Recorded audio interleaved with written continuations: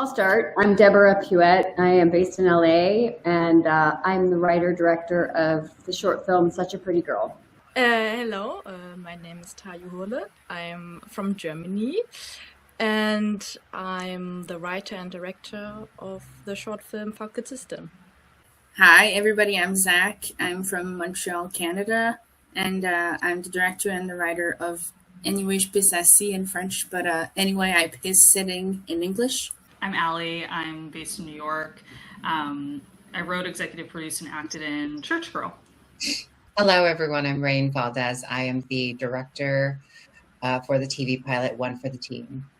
This is a crucial time for trans and non-binary folks, for gender expansive people. We are targets. And so I'm wondering what each of your films contributes in terms of the voices we need to have this ongoing conversation.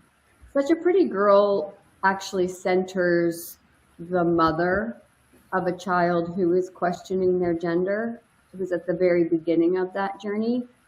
And while I myself am queer, bisexual, and have been out as such for a long time, when my daughter came out to her father and me, there was a moment, or there was an extended moment of both of us needing to have a process with that. As a parent, I discovered that I also was going to have a journey catching up to her, my daughter. Before that, I had very little grace for people who needed a moment, a beat to process this. And I think that by what I was doing was maybe vilifying people for something that I myself then had to go through. And part of what I wanted to say with this film, which I hope is a slightly different lens on the trans story, on a trans story, is by allowing myself to take the time to learn, to go to a group, to be with other families that had trans kids, we became stronger allies for my daughter because we gained understanding that might not have been there had we just skipped over to, okay, let's go. Your film certainly pivots on what is mom's reaction going to be? Mom gets put in a position. Yes. Other folks, because we're talking about films with very different tones and approaches. So what do other folks bring to the conversation? So for me, it was that the situation in Germany is better than it is in the USA, but still we have a right-wing shift, you could say, and it's like you can feel it somehow boiling. Or at least that's how I feel sometimes. And I realized that often I'm very scared, and then I'm also very angry. Then I thought that I have to make a film about these feelings and find a way to express them. And at the same time, it's a bit also a bit of a snapshot of a moment in that time, or a bit taken from my life, but also from things that are happening or not happening. In those scenes when the screen fills up with tweets and quotes, is that something scripted, or are those things taken from real headlines in Germany? They are inspired by true events, but I chose not to quote any real transphobic headline. Like, I didn't want to reproduce it. And it's always, I wrote what it means, not what it says. Like, we hate trans people, for example. Like, On my end, well, in Canada, I think it's maybe the same situation in Germany, but we can definitely feel the rise of the right wing here in Canada, because we're very close by to our neighbors in the US. And well, in Quebec, at least, the laws are changing and it's getting scarier by the day. And we're slowly losing things we just won. So it's a little bit weird and scary. And in Alberta, it's getting intense there. So yeah, I feel like I'm very lucky to have the privilege to be myself, but I also every day I understand that it's not we haven't win yet. It's still a progress and a process. So for my movie, I really wanted to lean in queer joy. I wanted to make a movie about something that's maybe for trans mass people, something that we're dreaming about. For example, in my movie, it's about a person dreaming of swimming shirtless for the first time, and that exact feeling of being yourself in your hometown and not worrying about anything else than just swimming and feeling the liberty of doing what you need to do to get to that feeling. I really wanted to portray that in any way I pissed sitting down. So that was basically it. I felt scared, so my response was to make something more joyful than anything else. That was my resistance. Well, I think one of the things that I see in all of your shorts is that balance between trans struggle and trans joy, and it comes out different in each of your films, but it's very clear that both things exist. Hi, Bethesda. Yeah, I guess we need both. Truth and dreams. I don't know if the latest, I got my inbox was swamped with people sending me this story yesterday and today that here in the States, the FCC is now proposing a series of restrictions on television shows that, you know, how if you're watching a show and there's smoking or drug use or, you know, whatever kind of language they put a label on it, they're going to try to require that if you express any kind of gender ideology, you will now have a label on your show. Yeah, that's absolutely insane. One for the Team centers a transmasculine lacrosse player in the world of like modern day high school. It's a coming of age. And, you know, when we shot it at the time, we weren't really expecting trans athletes to be at the forefront of the political debate. We kind of knew it was happening. You know, there were certain things that happened a few years ago. But now it's just so much more of a conversation. What I love about our show and what I loved about the writing and what I wanted to portray with the directing and the performances is the idea that, you know, Nico, the main protagonist, he's not really looking to be understood. He just wants to live his authentic like life. He just wants to be loved and accepted. Not necessarily understood. We just happen to live in a world that insists on misunderstanding us. And I think that's where we kind of see the dynamic with the struggle of being trans and being public, but his sort of determination to maintain an identity of you know, self-compassion and radical, you know, authenticity and joy, right? Radical trans joy. You see that he's very determined to just like be entirely himself. And we kind of see the struggle sort of surrounding him through the other characters, the parents, you know, the coach and the other teammates' dads. And I think that's sort of what I'm really interested in seeing right now is trans people just somehow but like doing everything that they can to maintain their own inner peace so that we can continue to show up in this world as a light, because that's what we really are. And, you know, try to just not ignore the noise, but just be aware of them.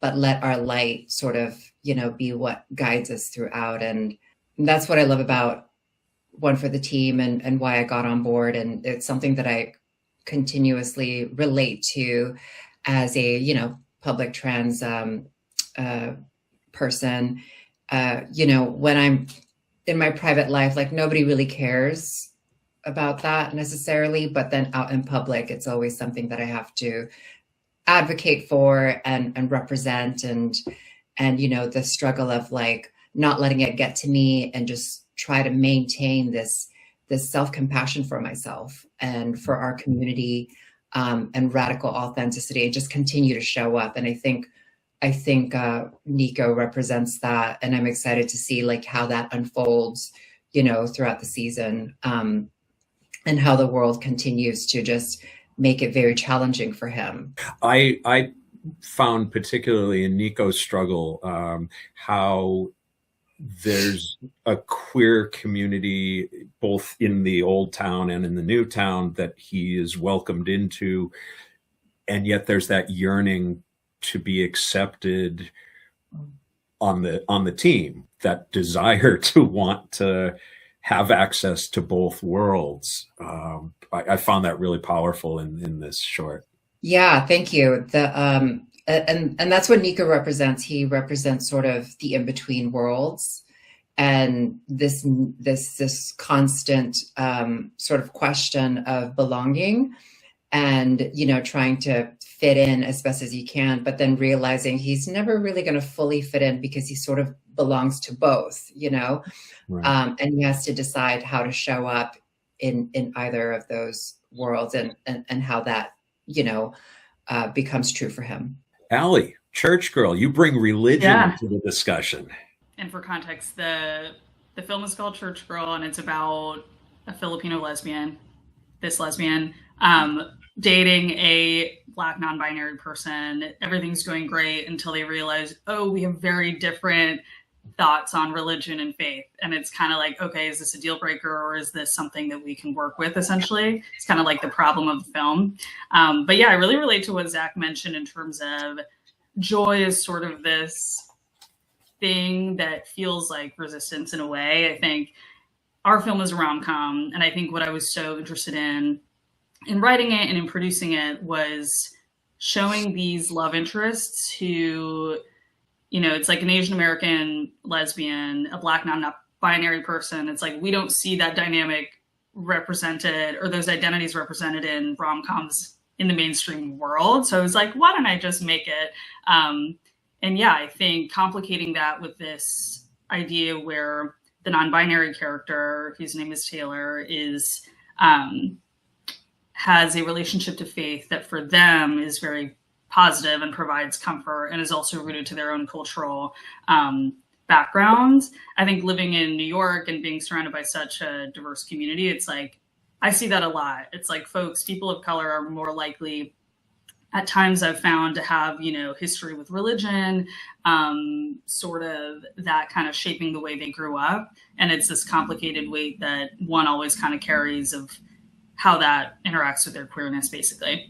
So I guess in terms of what I, you know, hope that the film accomplishes is kind of just showing that nuance. And it's like that, you know, like identity is always really complex, and especially for people who are children of immigrants, who are people of color. So yeah, I think ultimately I really loved that we were able to do that. I love movies that kind of, you know, make you laugh, make you like, are fun to watch, and then you're kind of tricked into thinking about something a little bit deeper. That's what I hope that we kind of accomplished, especially in the identities that we represented. I loved the line, "Your God comes with music and good friends and cupcakes." A couple of you were talking about humor, and humor disarms, right? We feel strongly about things, and we want to right the wrongs, and we want the world to be better.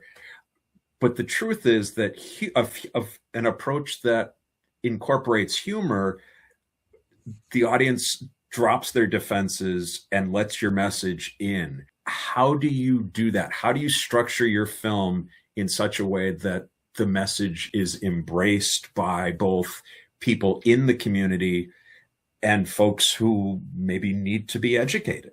For me, at least, I think it's having maybe moments of silence to just take the film in not to just, well, for me at least, I don't know about you guys, but I've had moments of humor or moments of fun with the characters, but I've had also moments of like calmness or silence, as I just said, and I think that's maybe how my characters can just live their truth, but also I guess it gives the audience a moment to breathe with my characters and just to take it all in. I guess that's my idea of how I can let people in the story and not just looking at something and then forgetting about it afterwards. I completely agree with Zach. I think humor is a huge part of our lives. It's sort of like a universal language. And, you know, in the silences, there's also the unspoken language, because we can connect emotionally and, you know, just with deep, you know, consciousness. And when we write our stories and when I tell our stories, it's usually, there's a lot of humor in a lot of the stories that I tell, because we don't ever want to alienate anyone. You know, we don't vilify anyone in One for the Team necessarily, or any of the stuff that I've done in the past. We try to humanize each character, even though there's a character in One for the Team that might sort of become the villain throughout the series. We sort of humanize his character, his journey, and sort of, you know, what he's going through, and we bring in the humor in all of the characters because it's relatable, and we want everyone to be able to see themselves. It's not about just like trans people like taking up space and like, you know, there's a lack of our stories. Yes, there is, but it's really just showing our audiences that we're just a part of this world just as much as you are. We're not trying to alienate you. We're not trying to, you know, create laws, you know, so that you don't get to be whoever you are. We just want to show that this is how we live in the same world that you live in. And humor has a tendency to kind of bring those you know, intersections together. We did the opposite, actually.